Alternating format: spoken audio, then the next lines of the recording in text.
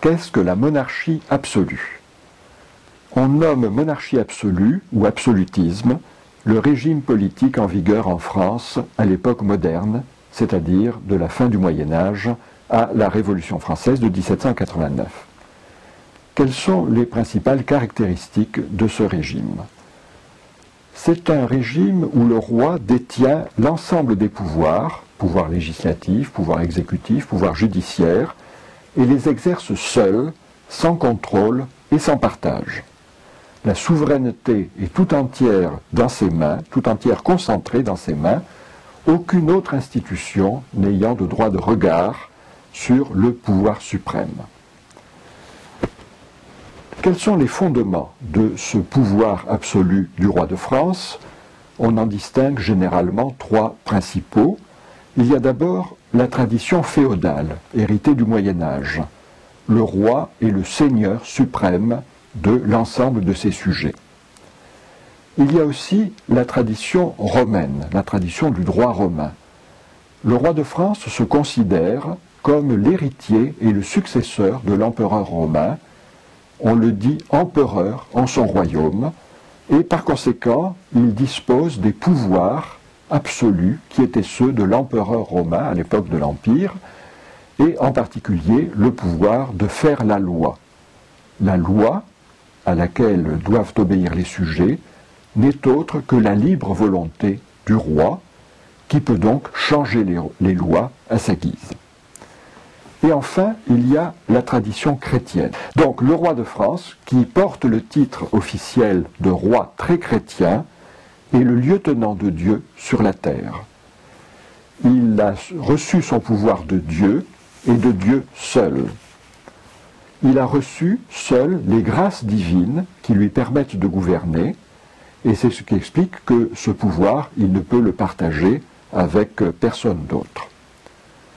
Ce caractère chrétien, religieux du pouvoir royal inspire la cérémonie du sacre qui inaugure chaque règne et qui présente toutes les caractéristiques d'une cérémonie religieuse, d'un rituel religieux, et également elle confère au roi de France un pouvoir de guérison miraculeux.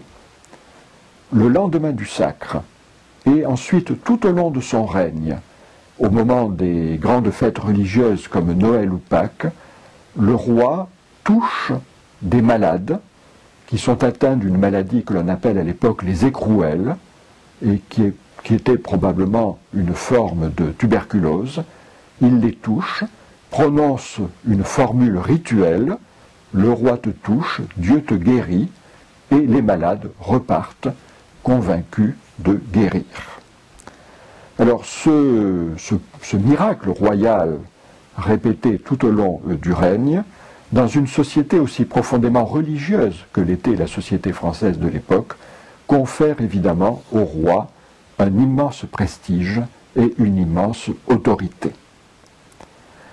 On pourrait donc croire le roi de France tout-puissant, mais ce n'est pas le cas.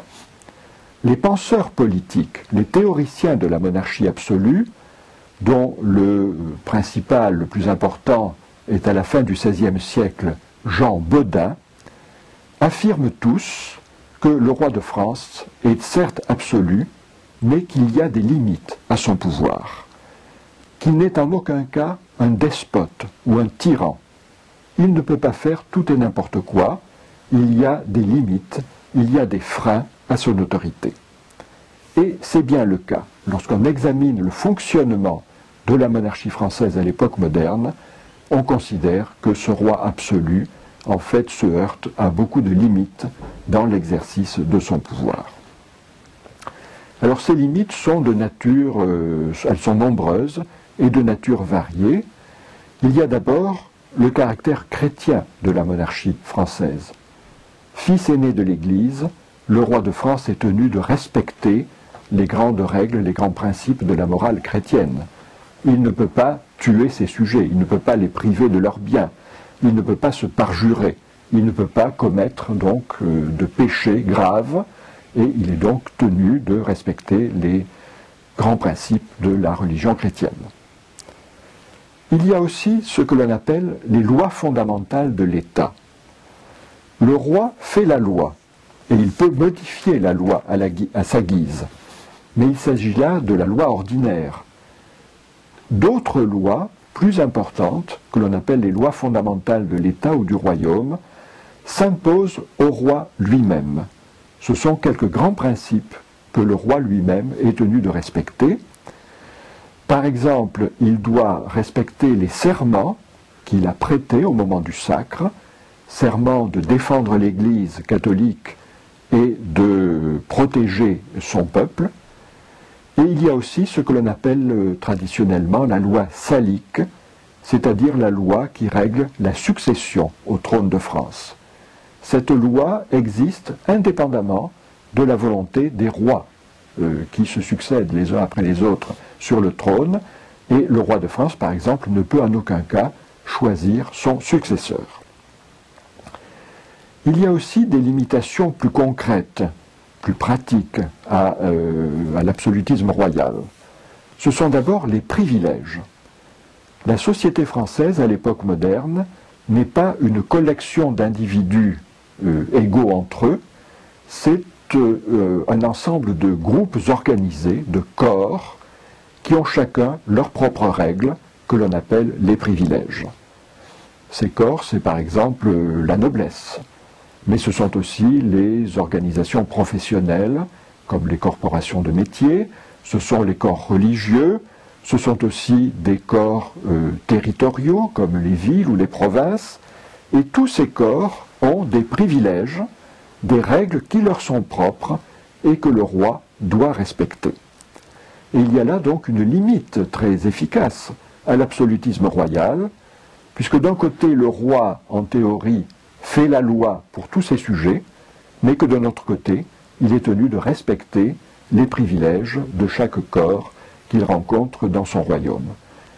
Et le domaine où cette limitation de l'absolutisme par les privilèges est le plus évident, c'est le domaine fiscal.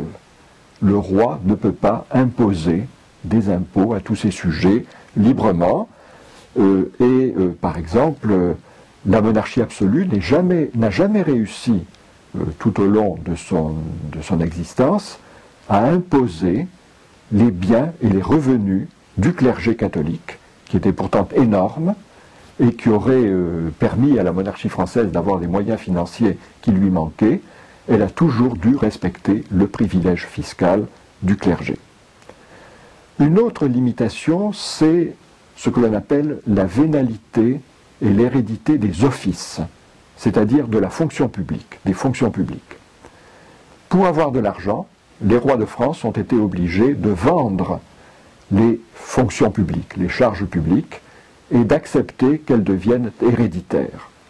Donc à partir du début du XVIIe siècle, ce que nous appellerions aujourd'hui les fonctionnaires royaux sont propriétaires de charges héréditaires. Ce qui signifie que le roi de France ne peut plus choisir librement les hommes qui sont chargés d'appliquer sa politique. Et qu'il n'a pas non plus un moyen de contrôler étroitement la façon dont ils s'acquittent de leurs tâches. Et l'on voit même certains officiers royaux, par exemple les magistrats du Parlement, dans certaines circonstances, refuser d'obéir au roi ou même se révolter ouvertement contre lui. On le voit en particulier au milieu du XVIIe siècle, lorsque les magistrats du Parlement de Paris déclenchent cette guerre civile qui a duré pendant plusieurs années, que l'on appelle la Fronde.